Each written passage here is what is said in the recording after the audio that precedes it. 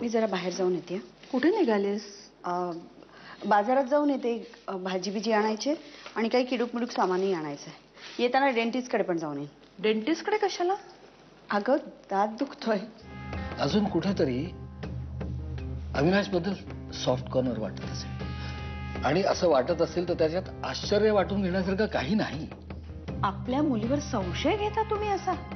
संशय नाही का, मी काय म्हणालो, ह्युमन नेचर.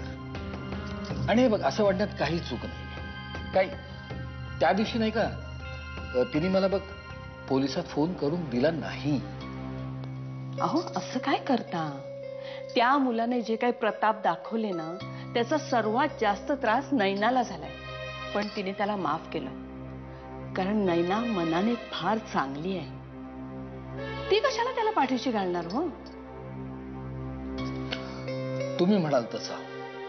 शेवटी काय, तो एक तापग्रह आपल्या सगळ्यांच्या कुंडलांमधनं कायमचा टळला म्हणजे मिळवली, बाकी काही.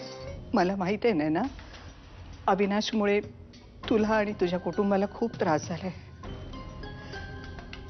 त्यावेळी मी हात जोडून माफी मागितली होती तुमची.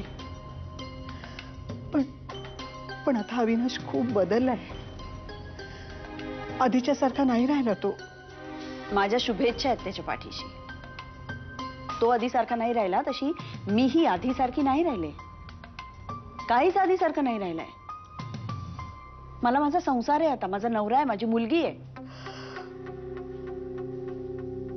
पण त्याला मात्र कोणीच नाही तुझ्या आठवणींशिवाय.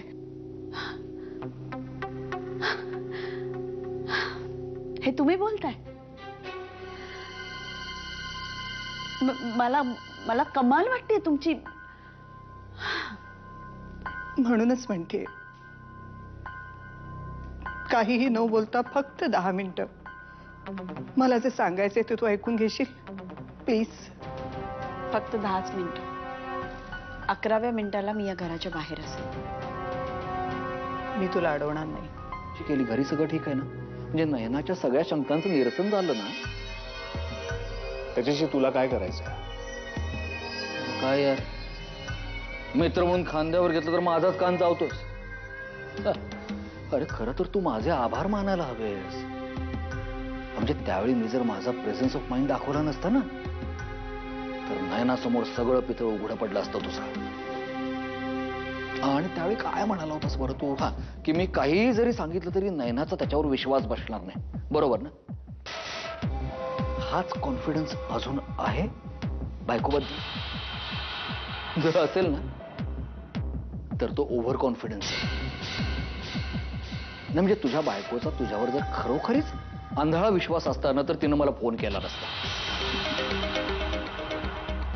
आणि आता समजा मी माझ्या टोपलीतला नाक काढून तिच्या मनामध्ये सोडला आणि तुझ्या आणि अनन्याबद्दल तिला सांगितलं तर? तुला मला ब्लॅकमेल करतोस? नाही रे माझ्या बाबड्या, परिस्थितीची जाणीव करून देतोय. माझी आई ना खूप हट्टी आहे. माझीच आई आहे शेवटी. मी खरं तर तिला सांगितलं होतं की तू यशात नको पडूस. आता तुला सगळंच कळलंय. भेटूया एकदा.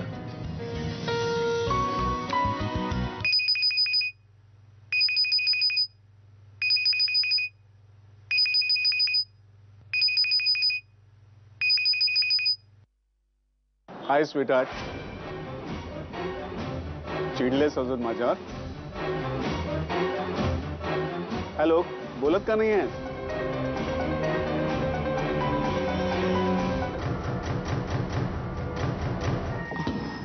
बाबा, फोन आलेला का कोणाचा? मगाशी व्हायब्रेट झाला होता, मी घेईस तोपर्यंत कट झाला. कोणाचा?